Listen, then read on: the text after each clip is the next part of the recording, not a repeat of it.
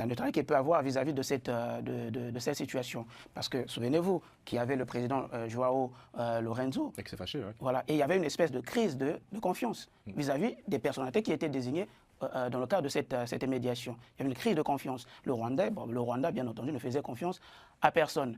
Et là, je retrouve qu'on choisit quelqu'un qui est peut-être plus loin, l'Afrique de l'Ouest.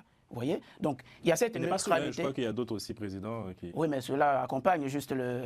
Après, dans la médiation, il n'y a pas qu'un seul individu, c'est toute une organisation. Mais il a été désigné surtout sur cette question de confiance. Certes qu'au plan interne, il y a on peut dire des choses, on peut le critiquer, etc. Mais aujourd'hui, sur cette question, au plan international, on voit qu'il est quand même, il se montre actif. Il se montre actif. Peut-être pour lui, c'est la seule occasion de pouvoir sauver l'image de son régime. Vous voyez?